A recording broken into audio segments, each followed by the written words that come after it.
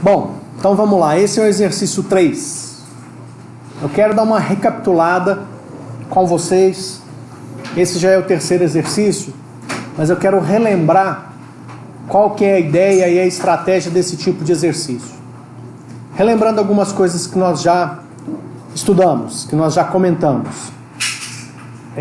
Ao projetar um banco de dados, eu já falei para vocês que o foco principal é criar uma estrutura capaz de armazenar todas as informações necessárias para um determinado sistema, ocupando o menor espaço possível dentro do computador. Essa é a estratégia principal, certo? Eu já falei para vocês também dos autores, os 3 principais autores dessa disciplina. Todos os 3 principais autores têm livros que o título é muito parecido, Sistemas de Banco de Dados. É o Korf, o Navat e o Date, são os 3 principais autores, já mostrei esses livros para vocês. Se vocês procurarem nesses livros, todos eles têm um capítulo que trata de um assunto que é Diagrama Entidade Relacionamento. DER. Relembrando, Diagrama Entidade Relacionamento.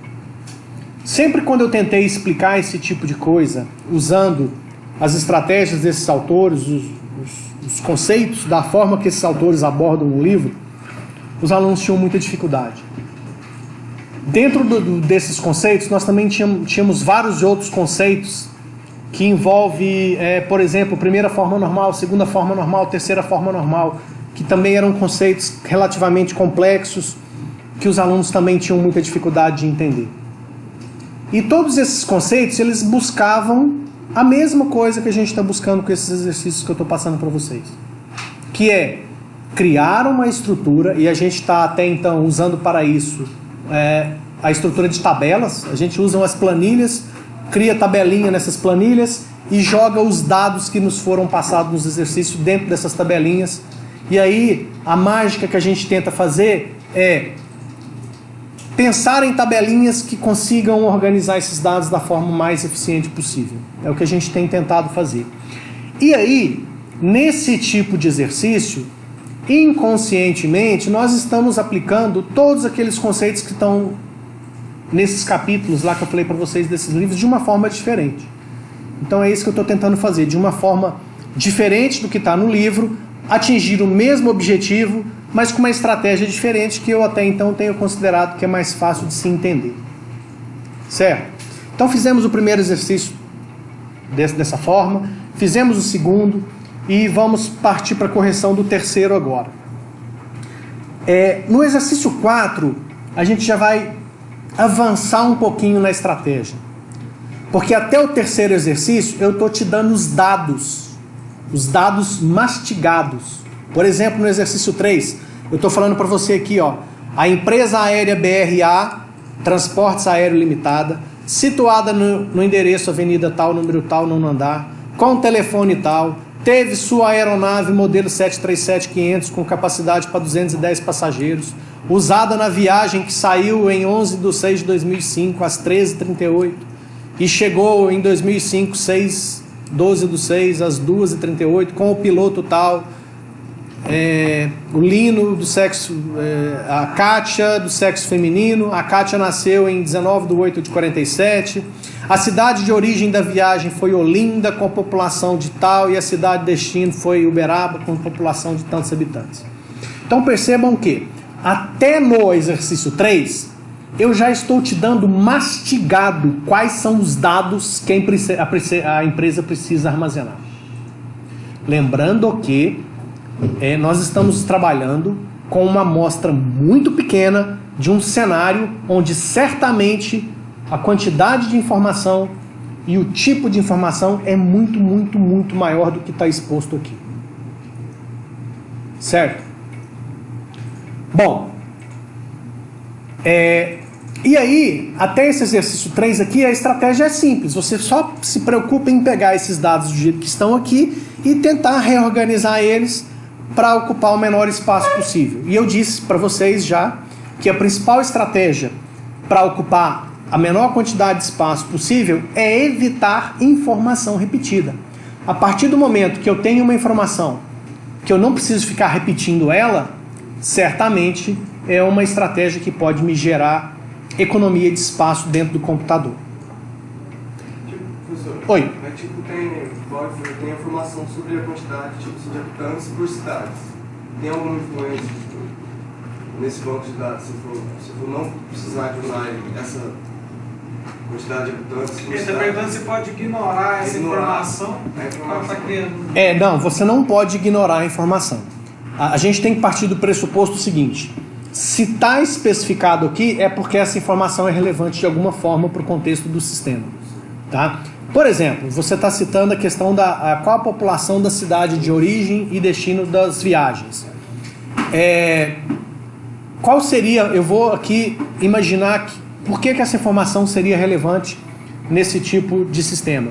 Por exemplo, um diretor de uma empresa aérea, ele pode querer fazer uma estatística, por exemplo, qual que é a média de passageiros que ele pega em relação à população da cidade. Por exemplo, os voos que estão saindo de Uberaba tem 300 e poucos mil habitantes.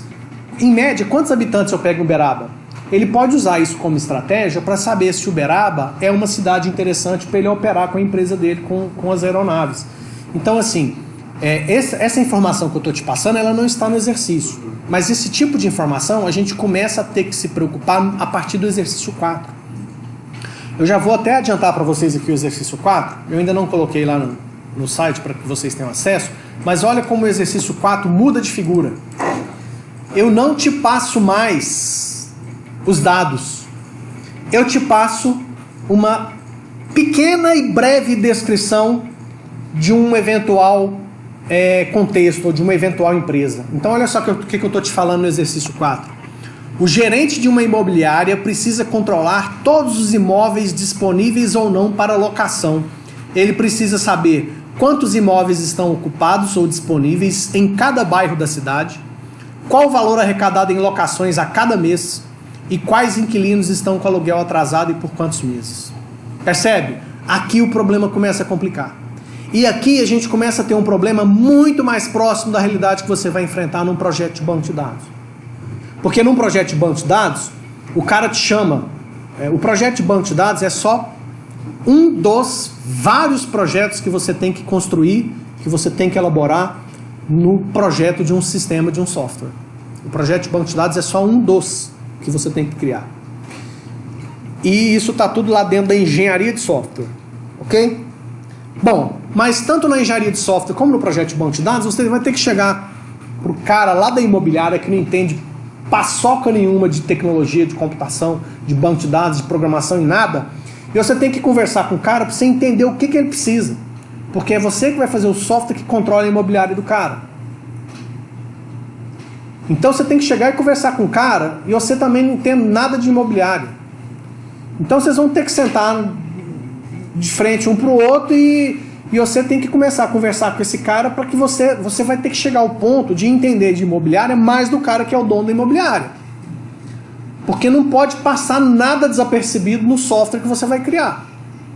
E pode ter certeza que ele vai esquecer de te contar alguma coisa. Então esse processo é um processo que não é marcar com ele, eu vou lá amanhã à tarde, passo a tarde conversando com ele, saio de lá e faço o software. Não é assim. Eu vou lá amanhã à tarde, passo a tarde inteira conversando com o cara, anoto tudo ou gravo para não esquecer tudo que ele me contou como é que funciona. E certamente, dificilmente ele vai conseguir me contar tudo em uma tarde só. Eu pego tudo que é de informação que ele me passou, faço um rascunho do projeto. Aí, do projeto, do software, tem a parte de... se você for usar o ML, aí tem várias metodologias para engenharia de software. Mas no caso do projeto de banco de dados, a gente vai trabalhar principalmente com um modelo que eu chamo de modelo físico de dados, que é o que eu quero mostrar para vocês hoje ainda. Tá?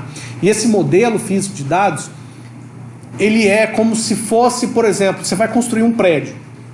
Em um prédio, você tem o projeto arquitetônico, projeto hidráulico, projeto elétrico, projeto estrutural. Ou seja, você tem vários projetos que o pedreiro lá precisa, o mestre obra, o cara precisa olhar para entender como é que ele tem que construir aquele prédio. O software é a mesma coisa. Você tem que fazer o projeto do banco de dados, Você tem que fazer, sem falar no projeto de infraestrutura, onde esse troço vai rodar, onde esse sistema vai ser instalado, quais as máquinas vão usar esse sistema. Então tem toda a parte de infraestrutura que vocês vão estudar lá com os professores Evandro e William, na parte de redes, na parte de hardware, ou seja, é lá que vocês vão entender esses outros detalhes. E nas próximas disciplinas a gente vai falar um pouquinho também dessa parte de engenharia de software. Então existem lá outros diagramas. Na UML tem diagramas de casos de uso. Então tem toda uma parafernália aí de projeto que você precisa aprender para fazer um software. Então eu quero mostrar para vocês, já a partir dessa aula de hoje, um pouquinho da parte do projeto de banco de dados. E a gente vai fazer esse caminho. Até o exercício 3... você pegava essas informações já mais mastigadinhas, você não tinha que... até aqui você não tinha que entender como é que funcionava a empresa aérea. Você tinha que simplesmente pegar o que tem de informação que está aqui e tentar separar esse negócio aqui de uma forma melhor. Era só isso. A partir do exercício 4, não. Você tem que pensar, poxa, essa imobiliária aqui o cara precisa... ele precisa saber quantos imóveis estão ocupados ou disponíveis. Como é que eu posso organizar isso? E ainda, ó, eu tenho que controlar isso aqui por bairro na cidade. Ou será que é uma cidade só? Ou pode ser mais de uma cidade? Isso faz uma diferença monstruosa. Né? Então, por exemplo, aqui, ó, é o que eu falei para vocês. Aqui a gente tem um pequeno trecho de um problema que é muito maior. Veja bem, para que a gente possa exercitar os conceitos em pequenos exercícios, a gente sempre vai se prender a esses pequenos detalhes que foram transcritos no exercício. Porque se a gente começar a pensar e se, a gente não acaba o exercício nunca. Tá? Eu já acabei de levantar uma hipótese aqui, ó. Quantos imóveis estão ocupados ou disponíveis em cada bairro da cidade? Beleza, mas a imobiliária desse cara controla imóveis só na cidade, só em Uberaba? Porque se ele tiver mais de uma cidade, já muda o problema. Tá vendo? Então, na hora que a gente for resolver os exercícios, a gente vai sempre tentar simplificar o problema aqui, porque se a gente começar a extrapolar fora muito do que está escrito aqui, a gente fica o resto do ano fazendo só um exercício. Tá ok? Bom, então perceba que a partir do exercício 4 é mais difícil, é mais complicado.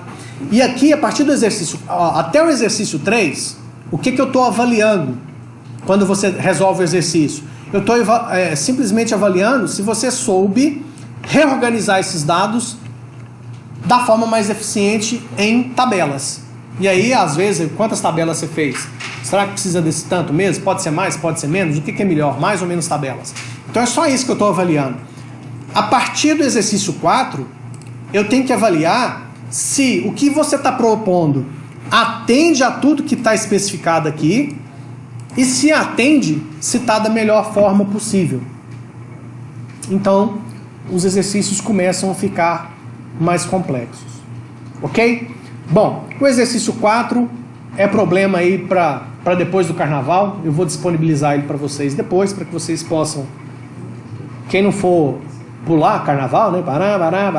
Quem não tiver coisa mais interessante para fazer, vai quebrando a cabeça aí durante o carnaval. Na semana que vem a gente vê se a gente consegue fazer a correção dele.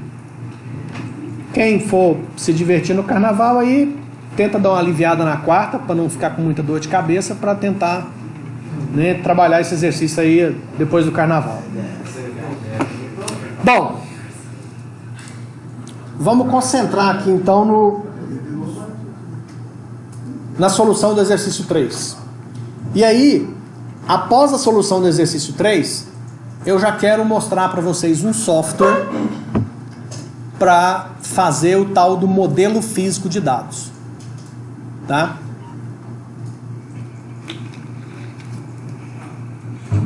Eu vou disponibilizar para vocês. Eu já abri um chamado aqui no Data Center, lá onde eu tenho conta, porque alguns sites estão funcionando, mas o painel de controle não tem funcionado, e essa instabilidade aconteceu na aula de ontem. Eu já informei o suporte lá do Data Center, eles estão checando lá e estão monitorando para ver o porquê dessa dificuldade de acesso ao painel de controle. Muito provavelmente essa dificuldade se dá pelo fato da gente ter aqui 20 máquinas tentando fazer acesso ao painel de controle partindo do mesmo endereço IP. Então esses sistemas de data center têm um monte de controle de segurança. Então ele pode ter achado isso uma tentativa de acesso meio anormal e está bloqueando, mas o pessoal do suporte lá já está checando para mim, eu abri um chamado lá. Enquanto isso não soluciona, vamos tratar aqui. Ó. Essa é a minha proposta de solução para o exercício 3. Depois eu vou disponibilizar ela também. Bom, o que eu fiz?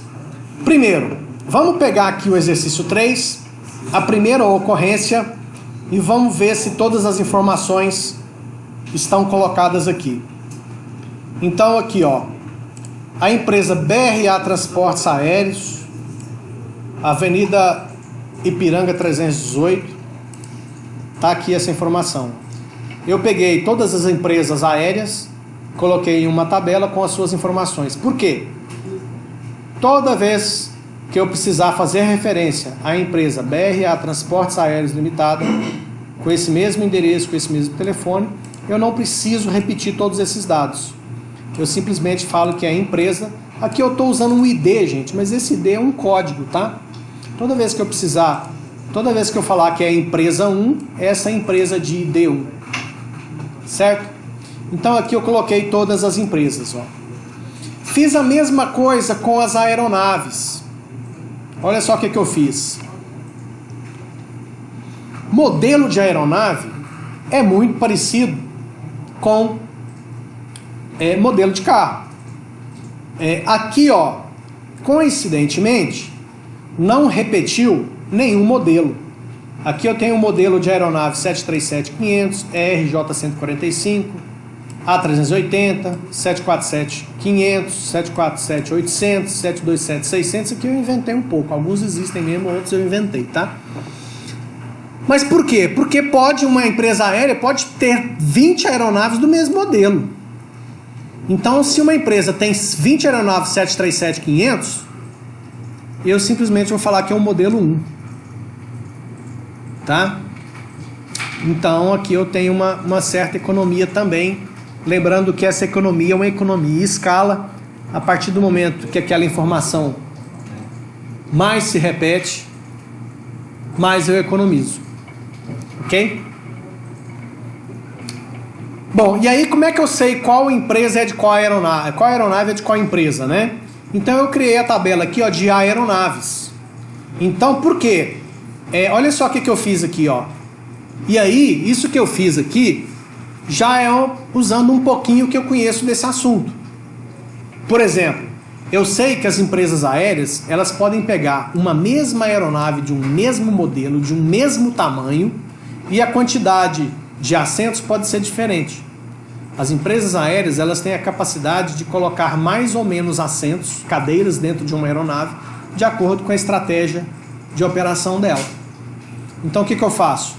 Eu tenho aqui, ó, o modelo e a capacidade. Por quê? A mesma aeronave de modelo 1, que tem uma capacidade de 210 passageiros, eu posso ter outra aeronave do mesmo modelo com capacidade diferente. Tá? Uma empresa pode pegar uma mesma aeronave e dividir ela em 2 pedaços, bota lá uma classe executiva com cadeiras maiores, mais confortáveis, com mais espaço, cobrar mais caro, e uma outra área executiva lá, ou para nós pobres lá, onde a gente vai ficar com o joelho ralando da frente, super econômica. Né? Então, assim, são coisas aqui que eu pensei aqui que não necessariamente estava escrito lá no exercício, mas que eu coloquei aqui já usando um pouquinho desse conhecimento que eu tenho da área. Então, as aeronaves estão aqui, ó. Tem aeronave de ID 1, ID 2, 3, 4, 5 até a 10. O que mais que eu tenho? Lá no exercício fala muito das cidades. Uberaba com 310 mil habitantes, a cidade de Olinda e tal. Por que eu criei uma tabela de cidades? Imagina quantos voos, quantas viagens saem ou chegam, por exemplo, de Belo Horizonte por dia. São muitos. Então, se eu criar uma tabela de cidades e colocar aqui, ó, Belo Horizonte com tantos mil habitantes, eu vou falar de Belo Horizonte uma vez só. Toda vez que eu precisar de falar que uma viagem teve origem ou o destino foi Belo Horizonte, eu vou usar o código 6. Eu já sei. Aqui tem, ó, Belo Horizonte, ela foi destino nessa viagem, foi origem nessa viagem. Tá vendo? Então, Belo Horizonte foi indicada 3 vezes aqui, ó. 2 como origem e 1 como destino. Veja, isso aqui é uma amostra muito pequena. Se eu pegar 3 anos da ANAC, por exemplo, que registra todos os voos que saem ou que chegam de algum lugar, são milhares ou milhões de voos em um ano. Então pensa, quanto que eu economizei? Se teve, sei lá, vamos chutar aqui, sei lá, 800 mil voos que saíram ou chegaram de Belo Horizonte em um ano. Olha, é 800 mil vezes isso aqui.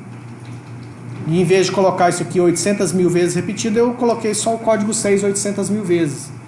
Então, a economia em escala é muito grande. Tá? Além da tabela de cidades, eu também criei uma tabela de pilotos. Por quê? Olha aqui, ó.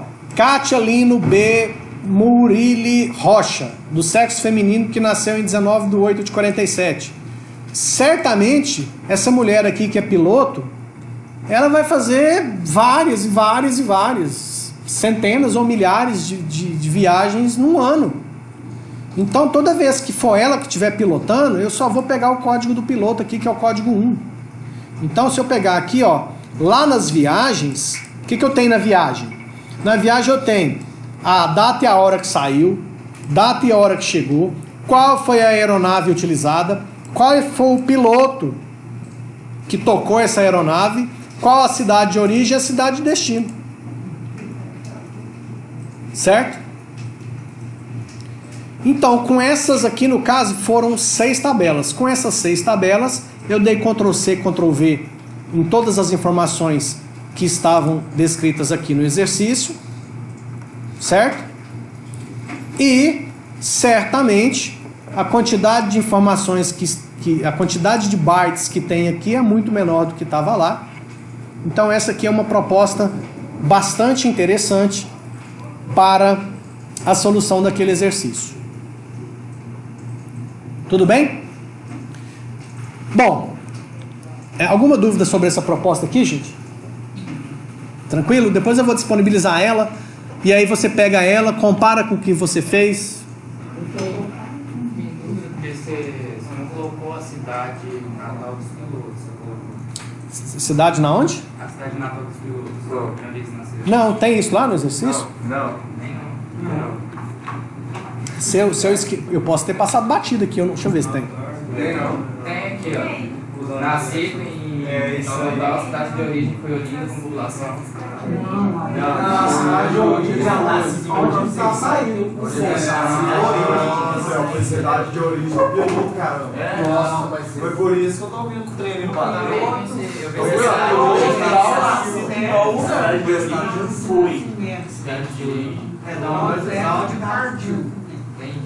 Ah, tá. Não, realmente, olha só. Foi excelente a sua pergunta, porque perceba o seguinte. A forma com que foi colocada aqui podia gerar essa confusão mesmo. Né?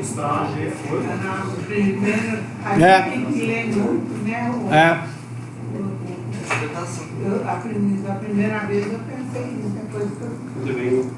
É porque na realidade, deixa eu explicar para vocês. Esse exercício aqui, quando eu fui fazer ele, na realidade eu já tinha esse banco de dados pronto. Então eu só busquei os dados dentro do banco de dados, concatenando eles para eles virarem essas frases. Então essas frases não tem vírgula, não tem ponto, não tem nada, por isso que está gerando essa confusão. Tá? Mas então realmente, aí o que acontece? Vamos supor que eu tivesse que também saber qual é a cidade onde o piloto nasceu, né? Como é que eu faria aqui, ó?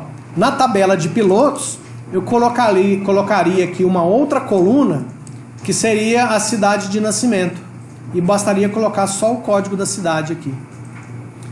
Se além de saber a cidade de origem e destino de cada voo, eu tivesse que saber a cidade onde o piloto nasceu, bastaria eu pegar a tabela de pilotos, colocar uma coluna cidade de nascimento e colocar os códigos aqui referente o código de cada cidade onde cada piloto nasceu. Já resolveria. Tá? Eu só não fiz, comparando, né, que eu quero montar, eu só não fiz das cidades separadas. Eu coloquei a cidade na última, que fala das viagens. Sim, aí se você não criou se você não criou a tabela de cidades e colocou essas informações lá nas viagens, aí você sempre repete a cidade e a população, né? Repetiu Olinda, você repetiu a população também, não? Não. Sim. Você repete, né? Então, criando a tabela de cidades, a gente faz mais essa economia. Isso. Só que, por exemplo, se eu começou com as empresas, eu comecei com os pilotos, depois... Não, Tá, mas deixa eu explicar outro detalhe, aproveitando a sua pergunta. A ordem com que as tabelas estão apresentadas aqui, gente, não faz a menor diferença, tá? Aqui, ó, a ordem com que eu estou colocando as tabelas aqui não tem a menor importância. Certo? Bom, agora vamos para a parte mais importante da aula de hoje. Porque na prova eu não vou querer ver isso aqui não. Na prova, a única coisa que me interessa é o modelo físico de dados. Porque olhando para o modelo físico de dados, eu sei que dá para guardar essas informações do jeito que está aqui, ó. Certo? E aí, deixa eu mostrar para vocês, eu vou usar uma tecnologia muito moderna aqui para explicar para vocês o que eu quero dizer com o modelo físico de dados. Vocês já viram esse software aqui? Olha, é poderosíssimo. Chama Paint. Olha que coisa mais linda. Foi a melhor coisa que a Microsoft já inventou até hoje. Bom, por que eu trouxe para cá? Porque eu quero rabiscar esse negócio aqui para fazer algumas explicações para vocês. E eu vou rabiscar de vermelho. Tá. Bom, ao propor essas 6 tabelas, existem elementos em cada tabela que conectam uma informação à outra. O que eu quero dizer com isso? Eu quero dizer o seguinte. Eu quero dizer que esse código 2 aqui, ó, nesse ponto, esse código 2 aqui, ó, significa o código da aeronave que foi usada nessa viagem. E para mim saber qual é a aeronave, eu tenho que ir lá na tabela de aeronaves e achar o código 2 aqui, ó. Certo? Isso aqui eu acho que está claro pra gente. Por quê? Porque eu acabei de explicar para você como é que eu montei isso aqui. Então, o que eu quero dizer? Eu quero dizer que tudo que está aqui, ó, nessa coluna da tabela viagens, que é um código de aeronave, para mim saber qual que é, eu tenho que buscar aqui, ó. Certo? Esses códigos aqui, eles correspondem a esses códigos aqui. Certo? E eu tenho isso em vários outros lugares. Por exemplo, aqui eu tenho um código que identifica o piloto. Olha ele aqui de novo, ó. Então esse cara aqui, esse código, se eu quero saber qual que é o piloto 6, eu tenho que vir nesses códigos aqui e descobrir que o piloto 6 é o Valdomiro. Certo? Tem mais. Aqui, ó, na tabela de cidades, eu dei um código para cada cidade. Esse código, ele é usado aqui na origem e ele é usado aqui também no destino. Então, qual que é a cidade 10? Cidade 10 é Curitiba. E eu tenho isso em vários pontos. Eu estou mostrando para vocês essas amarrações, porque no modelo físico de dados que eu vou mostrar para vocês agora, essas amarrações, elas ficam especificadas nitidamente. E eu já vou ensinar vocês a fazerem esse modelo físico de dados utilizando um software. E esse software, cadê o atalho dele? Bom, deixa eu mostrar para vocês ele lá na internet, porque depois vocês podem fazer o download dele. A gente vai, para várias coisas, quando a gente for fazer a parte prática, disciplina, de criar banco de dados, de usar efetivamente o software de banco de dados, a gente vai usar o MySQL. Por um motivo muito simples, ele é de graça, ele tem uma versão gratuita. É o melhor? Eu gosto muito dele, mas existem vários outros.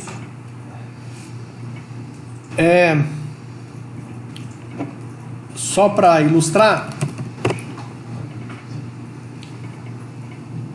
deixa eu ver se ainda tem aqui. Eu tinha selecionado o logo aqui de vários.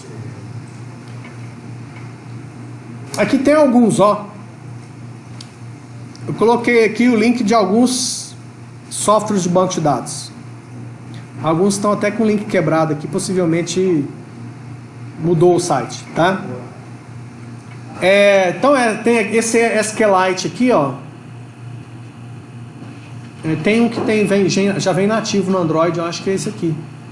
Acho que é esse SQLite mesmo. Bom, Firebird, Oracle, DB2 Informix da IBM, PostgreSQL também é gratuito e é sensacional esse software de banco de dados. Tem esse aqui, é uma MySQL, ó. Ele é um golfinho, o símbolo dele está meio sumido aqui, mas é esse que eu estava mostrando para vocês. Ou seja, software de banco de dados, gente, tem um monte, uma cacetada, tá? Qual que você vai usar no seu projeto? Eu diria que a escolha de um sistema de banco de dados para um projeto equivale à escolha que você faz na hora de comprar um smartphone. O que você faz na hora de escolher um smartphone para comprar? Você vai avaliar as suas necessidades, que tipo de necessidades você tem. Essas necessidades provavelmente irão gerar alguns requisitos de hardware e de software. Com base nisso, você faz a escolha de um smartphone. Um smartphone que atenda aqueles critérios de hardware e software que vai atender aquelas suas necessidades. Aqui é a mesma lógica, você vai ver quais são as necessidades do sistema que será desenvolvido para aquela empresa para fazer aquelas tarefas. Com base nessas avaliações, você vai olhar a ficha técnica de cada software desse para ver qual se adapta ou qual que melhor atende aos requisitos daquele projeto que você vai estar fazendo. E aí tem uma série de variáveis, tá? Esse tipo de coisa não está previsto na nossa disciplina, então a gente não vai falar muito desse assunto. Mas a MySQL, além do software de banco de dados, também tem algumas ferramentas. E dentre essas ferramentas,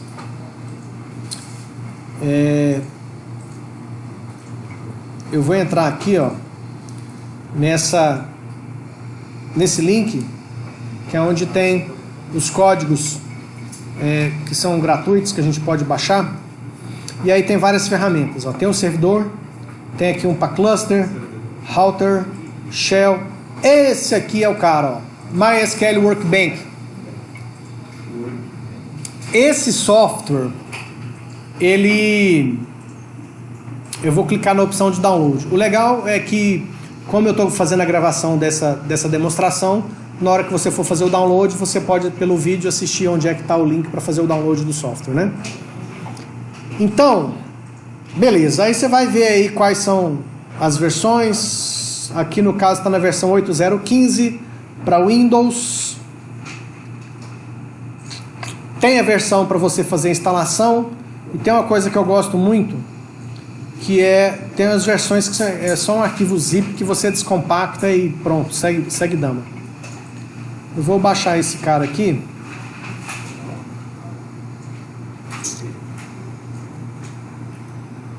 Aqui, ó, tem uma página que ele te dá as opções, tá vendo? Aqui tem duas possibilidades de instalação. Essa aqui é tudo 32 bits, 324 MB. Eu vou voltar naquela anterior.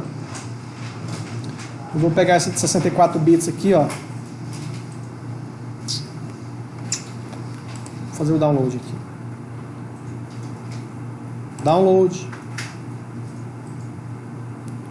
Aqui ele pergunta se eu quero fazer cadastro, login. Eu falo não, muito obrigado. Manda meu arquivo para mim.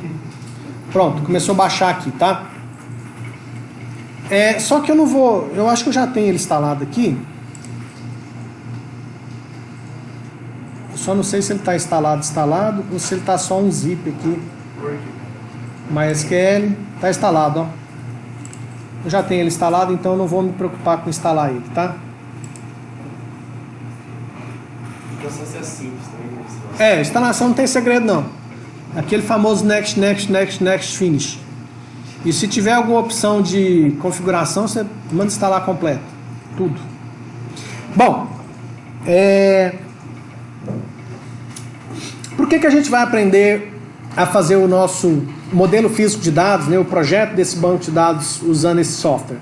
Porque a partir do momento que eu uso esse software para fazer esse modelo, depois ele gera uma série de códigos para a gente efetivamente criar esse banco de dados. Ou ele pode gerar o código, ou eu conecto ele no banco de dados e ele já cria lá para mim a partir do projeto. Então é muito legal usar esse software e a gente vai usar ele para aprender a fazer isso. Então isso que eu estava mostrando para vocês aqui, ó, a gente vai pegar as informações que a gente tem nesse modelo aqui que eu apresentei para vocês como solução do exercício, só que a gente vai usar apenas essas informações aqui, ó. Por exemplo, eu tenho uma tabela empresas com as colunas ID, nome, endereço e fone. Eu não uso os dados no projeto. Porque no projeto só me interessa a estrutura. Porque os dados, esses dados aqui são apenas amostras. Os dados efetivamente depois, na fase de desenvolvimento você tem dados de teste, mas depois que o sistema é implantado e passa a operar no cliente, aí são dados do cliente e eles devem ser guardados e tratados da forma mais segura possível. E a gente não fica fazendo bagunça com eles, lógico. Certo? Então o que me interessa a princípio para fazer esse modelo físico são só essas informações aqui, tá?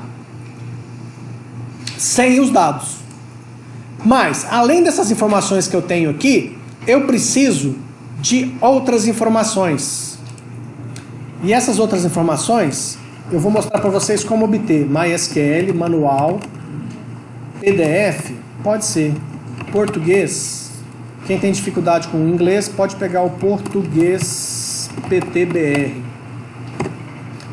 A versão, o manual em português, a última versão que ele tem é do MySQL 4, tá? O MySQL já está na versão 6 ou 7, eu acho. Mas não tem problema não, esse manual tem umas 800 ou 900 páginas, você já não passou de 1000.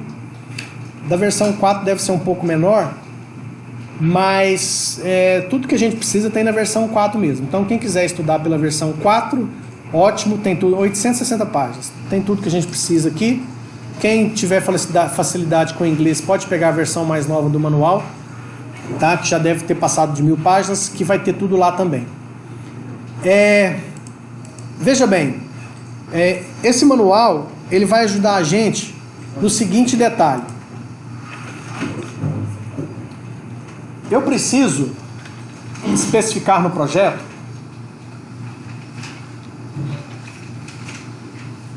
alguns detalhes técnicos que são muito importantes. Do mesmo jeito que o mestre de obra ou o pedreiro, na hora que pega o projeto estrutural ou da fundação, ele precisa olhar para esse projeto e saber, tem que estar escrito em algum lugar qual que é a mistura do concreto que ele precisa usar, ou qual que é a ferragem, qual que é a bitola da ferragem que ele precisa usar, ou seja, precisa ter detalhes técnicos no projeto para ele fazer a execução. Aqui nesse projeto eu também vou precisar de algumas informações técnicas que até então a gente não falou delas. Por exemplo, deixa eu dar uma limpada aqui um pouquinho. Aqui, ó, na tabela empresas, eu guardo o endereço da empresa. Que tipo de definição eu preciso informar para o software de banco de dados para que ele consiga guardar essa informação adequadamente? Então, consultando o manual, tem um item aqui, ó, que se chama, por exemplo, deixa eu pegar aqui um, só para olhar. Nossa, tem muitos, vou achar que é muito. Tipos... eu já até decorei.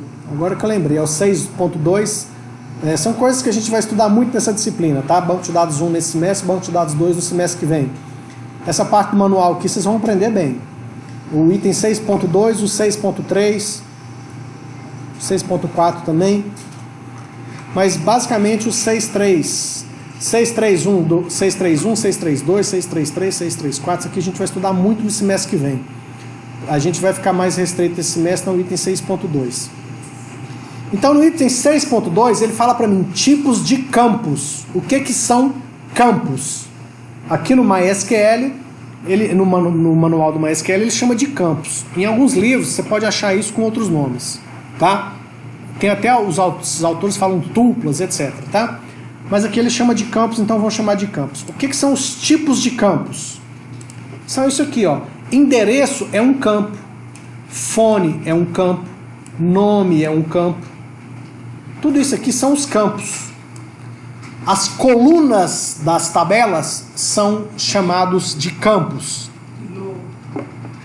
Certo?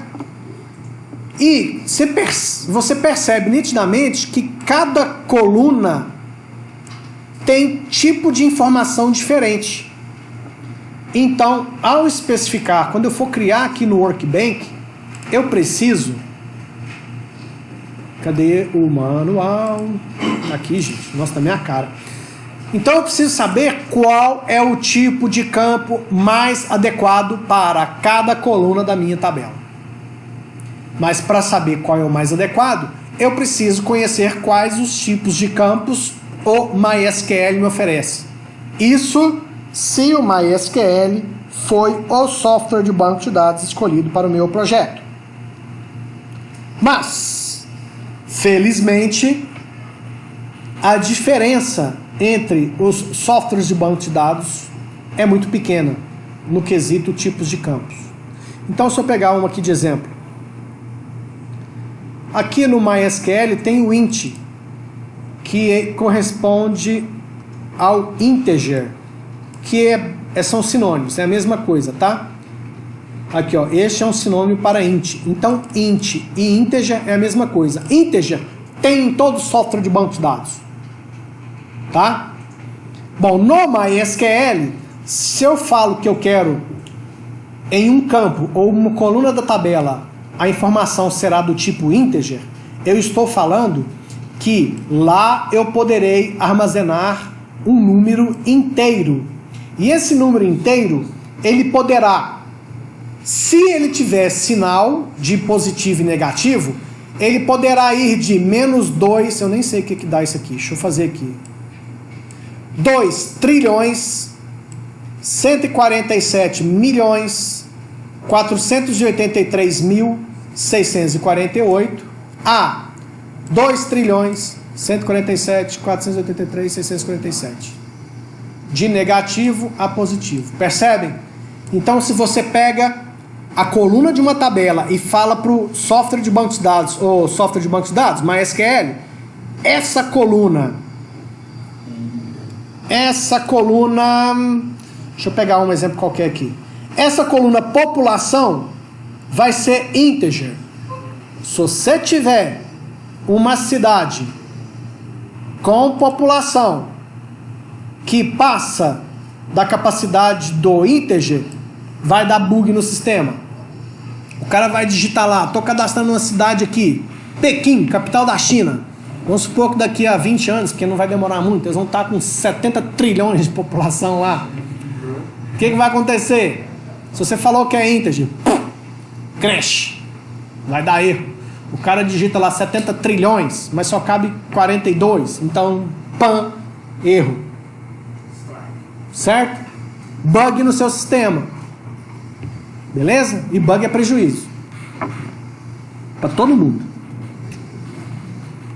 Bom, então é isso que a gente tem que estar atento. Olha só. Outro detalhe.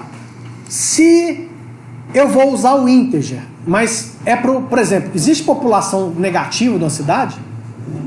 Não existe cidade com população menos 5 mil. Então, É só se você contar o cemitério como negativo e vamos supor que a bomba atômica mata todo mundo, aí vai ficar negativo, porque o cemitério vai ficar lotado e não vai ter nenhum vivo, né? Bom, mas o que eu estou querendo dizer com esse exemplo sinistro? Que se não existe a possibilidade de um número negativo, perceba que o integer permite que a faixa seja de 0 a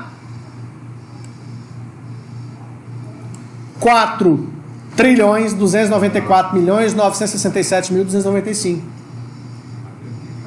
Percebe? Então eu estou dando aqui para vocês um exemplo integer dos vários que você tem para números, dos vários que você tem quando a informação é alfanumérica. Onde eu tenho informação alfanumérica? Oh, caramba! Onde eu tenho informação alfanumérica? Aqui no endereço, ó.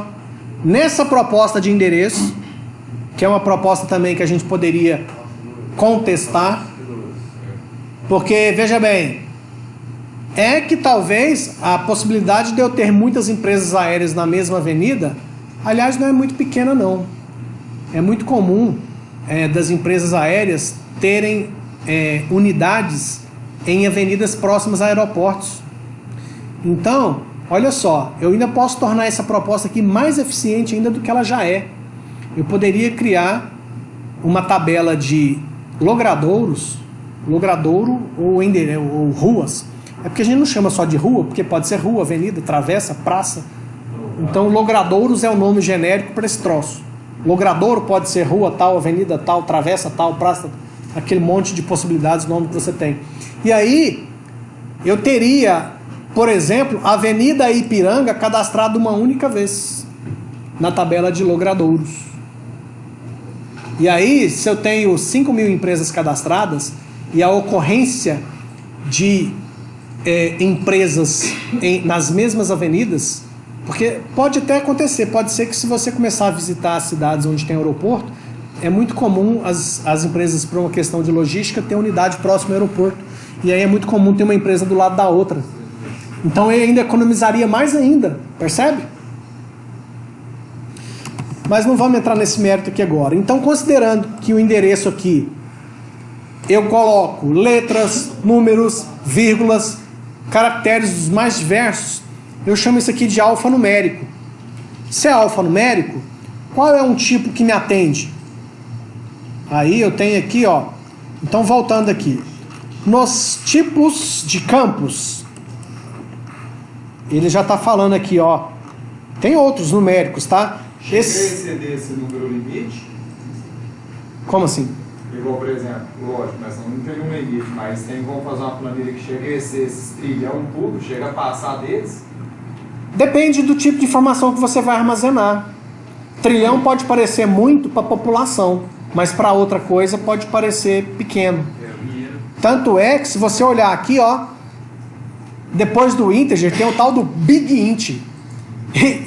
E pelo próprio nome a gente já desconfia que ele é bem maior, que o int. Ah, mas ele não para. Ele... Olha aqui, ó, o tamanho da criança. Ah, não, é isso que eu queria saber. Eu queria saber se é sério. Ah, não, então tem espaço mais. Não tem como olha aqui. Olha o tamanho desse troço. Eu nem sei que diabo que é isso aqui, ó. Passou dos trilhões um pouquinho. Ah, eu nem sei ler esse número aqui. Mas como é que você escolhe? Gente, são dois pontos importantíssimos. Ah, eu vou escolher integer ou big int. A escolha, você vai levar em consideração o quê?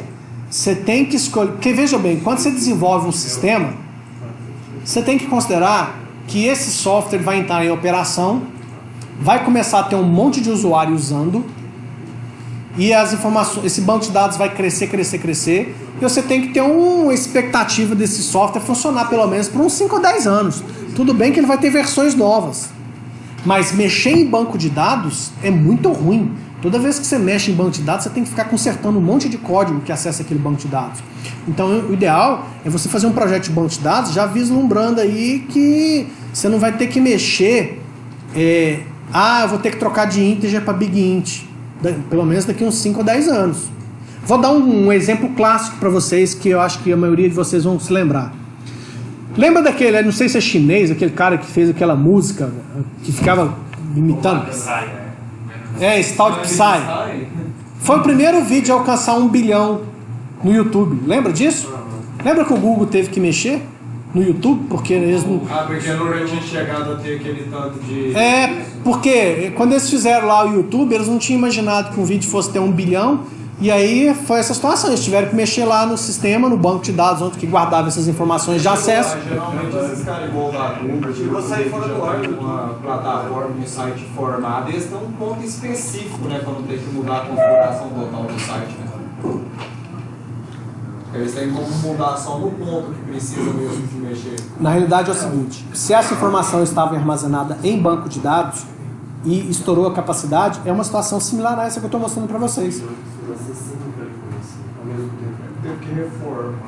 Ele teve que mexer se a informação estava guardada em banco de dados e ele usava banco de dados desse tipo que eu estou mostrando para vocês, ele teve que ir lá no banco de dados e trocar, por exemplo, de integer para big int, porque esse tipo novo que ele especificou iria comportar um número maior.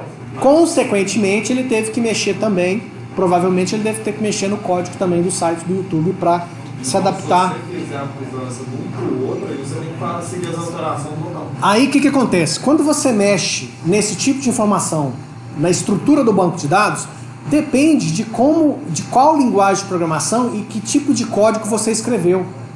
Se o código que você escreveu vai tratar integer e big int de boa, sem precisar mexer no código, então você só altera no banco e tudo vai funcionar.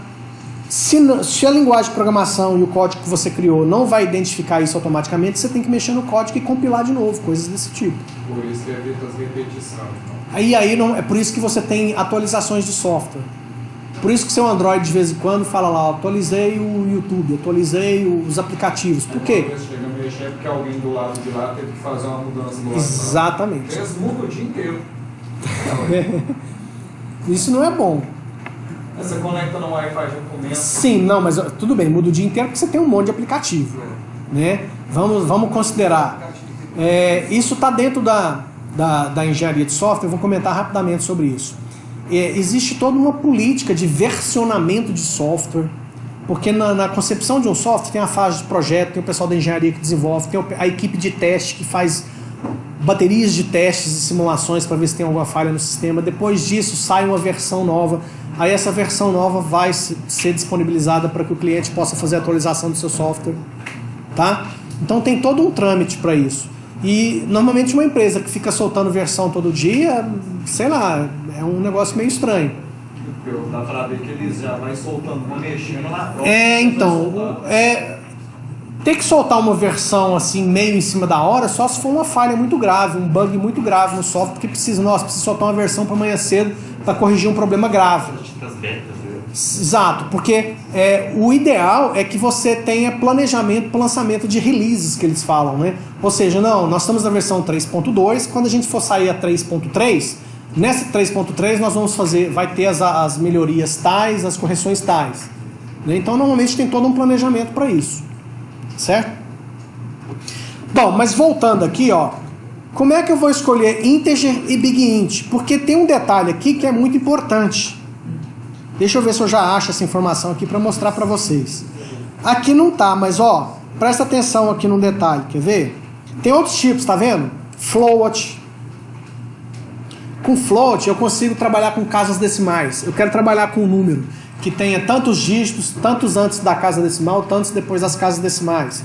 Double decimal também é a mesma coisa que float, e aí vai. Mas o que eu quero... tem date, date time, tudo bem. Aqui ele está mostrando alguns, mas a gente vai ver mais a seguir, quer ver? Aqui ele fala mais detalhadamente dos tipos numéricos. E aí ele vai mostrar uma tabela. Chegou na tabelinha que eu queria. Olha que interessante. Essa tabelinha aqui me fala o seguinte: se eu fizer a opção por usar o tipo TININT, cada número armazenado vai gastar só 1 byte dentro do meu banco de dados. 1 byte. Se eu usar o int, eu gasto 4 bytes. Se eu usar o big int, eu gasto 8, eu gasto o dobro. Então, como é que eu vou escolher o tipo de dados adequado? Eu vou escolher um tipo cuja capacidade me dá um horizonte. Eu costumo trabalhar provavelmente com 10 anos. Por exemplo, deixa eu tentar dar um exemplo para vocês aqui. Montei uma loja, vou vender produtos. Qual que vai ser o código do produto? Muito provavelmente eu já vou usar o próprio código do barra do produto. Então, qual que é a capacidade do código barra do produto? Tá, mas e se eu não fosse usar o código barra do produto? Se eu fosse criar um código mesmo? Então vamos imaginar, a minha empresa vende quantos produtos? A minha empresa, da agora para 10 anos, não vai passar de 50 mil produtos nunca. Eu vendo boné. Eu tenho 50 tipos de boné diferentes. Nossa, a chance de daqui 10 anos eu ter mais do que 20 mil tipos de bonés é impossível. Percebe? Então, pera aí. Então, de repente, um small int me resolve. Que com o small int é 32 mil com sinal. Eu não vou precisar de sinal, eu vou a 60 e poucos mil. Então, small int me dá um horizonte aí de 10, 20 anos com 2 bytes. Percebe? Então é esse tipo de estratégia que você vai usar na hora de escolher o tipo adequado para cada coluna lá daquelas tabelas que a gente tem lá. Cada tabelinha, cada coluna daquelas tabelas você tem que vir aqui, deixa eu ver. Bom, é um numérico ou não numérico? É data ou data e hora? Tem todos esses tipos aqui. Depois dos tipos numéricos eu tenho aqui, tipos de data e hora. E aí eu tenho date time, date, timestamp, time, year, tá vendo? Então eu tenho tipos de data e hora, e basicamente são esses 3 tipos. Além de data e hora, eu tenho os tipos, cadê os tipos? Tipo time, aqui ele especifica mais detalhadamente. Tipos string. Aí os tipos string é onde eu posso usar. Basicamente eu gosto de usar char e varchar. Tá? Além do char e varchar, também tem o tipo texto. Aqui, tipo texto. Tem outros tipos também que eu consigo guardar imagem. Tem tipo que eu consigo guardar vídeo. Tá? E aí é uma questão técnica que precisa ser muito bem estudada, porque nem sempre compensa guardar foto e vídeo dentro de banco de dados, mas é possível. Então tem toda uma questão técnica aí que tem que ser avaliada para ver se a performance vai ser interessante, se justifica ou não, etc. Mas isso são outros detalhes, tá? Bom, o recado para vocês é o seguinte. Eu já vou encerrar isso aqui porque está ficando muito extenso. Eu vou fazer uma demonstração aqui do software para vocês, uma demonstração rápida, e depois vou deixar o restante da aula de hoje para que vocês possam comparar a solução do exercício 3 com o que vocês tinham feito, baixar esse workbench. Eu acho que já até tem aí nessas máquinas. Essas máquinas não foram formatadas, já tinha o semestre passado. Se vocês quiserem dar uma brincada com o software aí para vocês começarem já a ver como ele funciona, tá? Então vamos lá, uma demonstração rápida de como o workbench funciona. Aqui no workbench eu vou vir aqui, arquivo, novo modelo. Até porque minha água está acabando também, isso aqui é meu combustível. Quando acaba a água, acaba tudo, a foz acaba.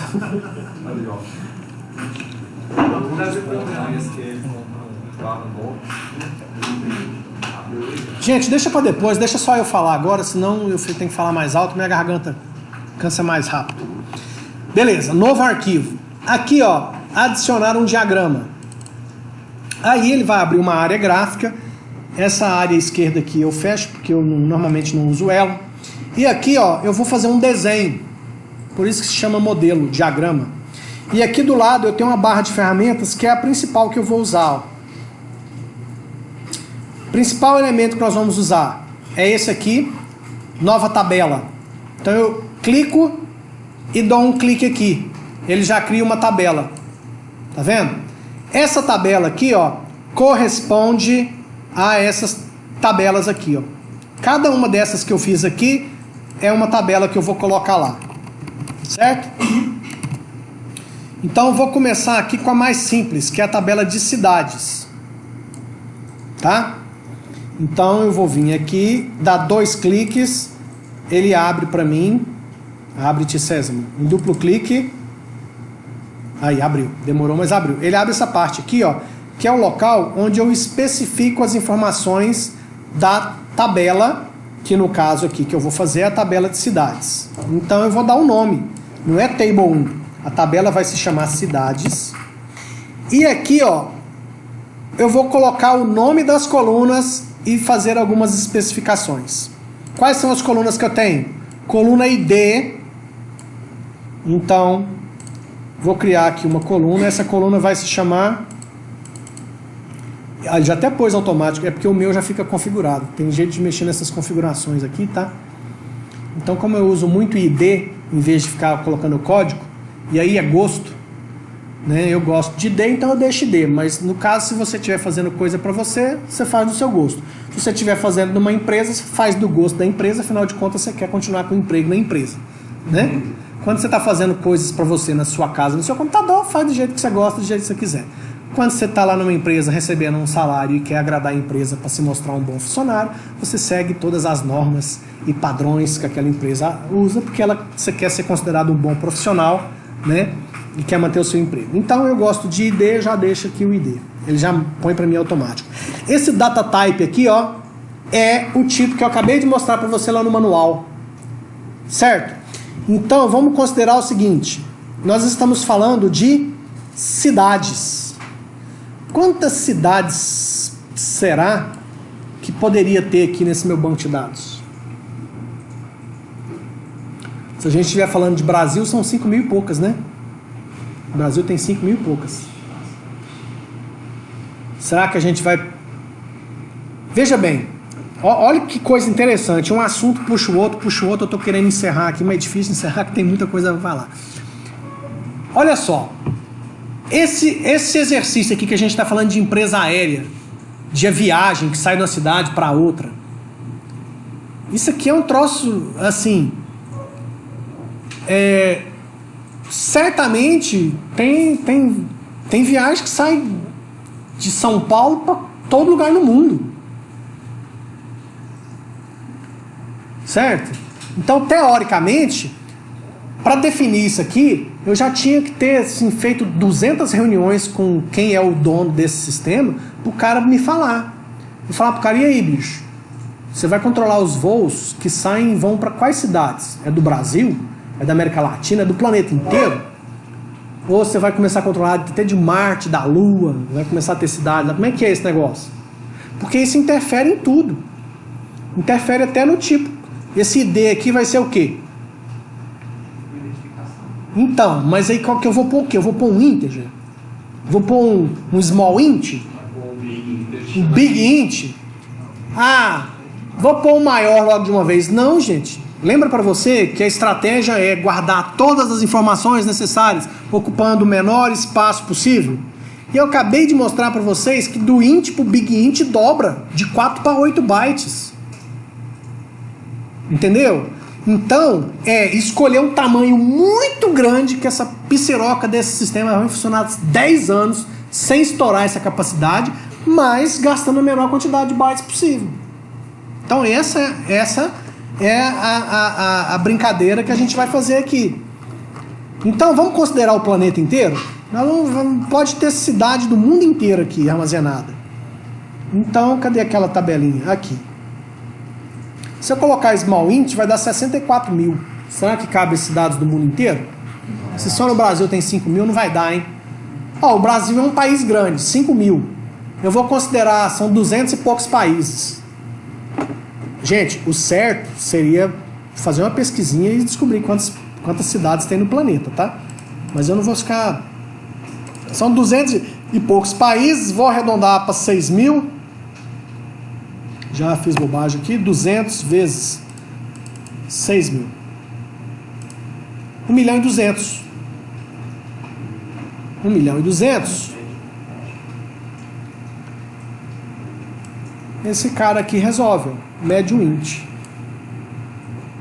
Entendeu? Vamos ver se tem aqui, ó, como esse software do MySQL, tá vendo? Ele já tem os tipos aqui, ó. Médio. Tem um médio int aqui. Bom, aí esse médio int tem um parênteses aqui. Ele está querendo me perguntar alguma coisa com esse parênteses.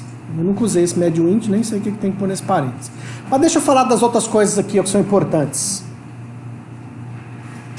Esse UN aqui, ó. Esse UN significa esse número vai ter sinal negativo e positivo, ou ele vai ser só positivo de 0 até tanto? Então ele é sem sinal. Então eu marco esse UN. Eu acho que é isso mesmo, sem sinal. Ele já marcou esse PK e esse NN. PK significa chave primária. O que é chave primária? Chave primária é aquela informação que nunca vai repetir. Tá? E aí, cada tabela tem que ter só uma chave primária. Tá? Esse ID, eu já defino ele já com a intenção dele ser minha chave primária. Por quê? Quando eu falar que é a cidade 5, não existe duas cidades com ID 5. Do mesmo jeito que se eu tenho cliente e falei que a chave primária de cliente é CPF, não pode ter dois clientes com o mesmo CPF. Se eu tenho uma frota de táxi e eu falei que a chave primária de cada veículo é a placa, não pode ter dois carros com a mesma placa. Certo? Por quê? Eu posso ter dois carros idênticos na minha frota de táxi? Eu posso ter dois clientes que chamam André Luiz Souza? Posso ter dois clientes que chamam André Luiz Souza que nasceram na mesma data de nascimento? Pode. Você só não vai ter dois com o mesmo CPF. Exatamente. Não pode ter a mesma documentação. Exatamente. Então vocês já entenderam qual que é a lógica dessa brincadeira. Então ele já marca o PK. Bom, se é chave primária, automaticamente ele já marcou o NN para mim. Esse NN é o seguinte, significa not null. O que significa? Se eu marcar, eu estou falando para o banco de dados que é preenchimento obrigatório, não pode ficar vazio. Significa que na hora que chegar a informação, e a informação é sempre a linha, quando chegar uma empresa nova, se eu falei que fone é NN, ou seja, not null, tem que preencher o endereço, tem que preencher, desculpa, o número do telefone. Se não preencher, vai dar erro. Então isso é NN, not null. Se eu marcar, é obrigatório. E a chave primária, por definição, é obrigatória. Os outros, por enquanto, não vem ao caso. Só esse AI aqui que é interessante, ó. Se eu marcar esse AI, significa que na hora que chegar uma informação nova, eu não preciso informar o ID. Ele vai acrescentando automaticamente o próximo. Esse é legal. Exatamente, auto-incremental aqui, né? Bom, vamos colocar as próximas colunas. Eu vou fazer de uma forma mais rápida aqui, só para mostrar o software. Vocês já entenderam o espírito da brincadeira. Quando vocês forem fazer, sejam mais criteriosos do que eu vou ser no restante dessa demonstração. Então, depois do ID eu tenho o nome. Então, eu vou colocar aqui o nome. Bom, o nome, eu tenho char e varchar. Me lembrem numa próxima oportunidade de explicar a diferença entre um e outro, tá? Vou considerar o preenchimento obrigatório também. Não é possível, o cara que vai cadastrar uma empresa e não digita o nome. Não faz sentido. População, eu já acho que é uma informação. Vou botar um integer qualquer aqui, tá, gente? Não vou me preocupar com isso aqui, não. Como é que eu vou falar se população é de preenchimento obrigatório ou não?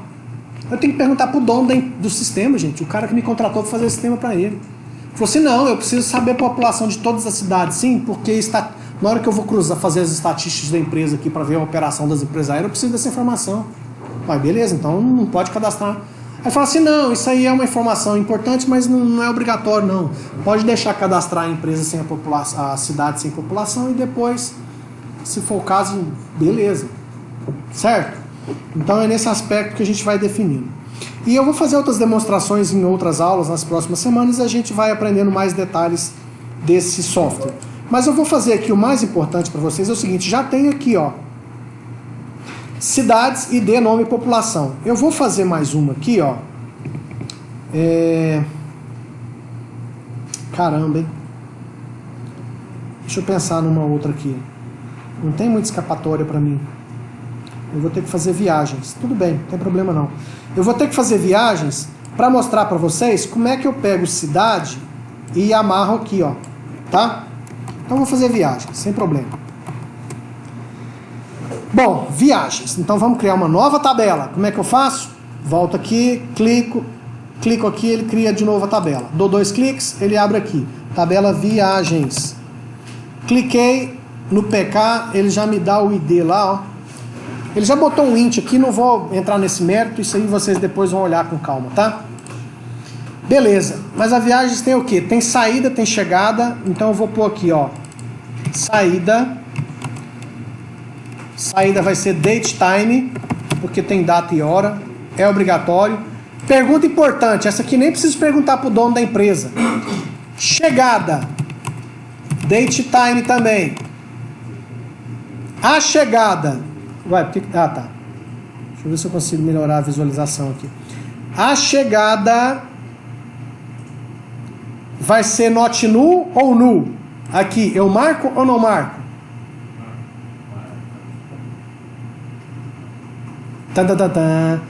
Por que eu não vou marcar not null? Por que a chegada não é obrigatória? Pode atrasar, pode não chegar. Ou seja, saiu a viagem, beleza, já lança a informação aqui. Saiu de tal lugar, com destino a tal lugar, saiu tal data, tal hora.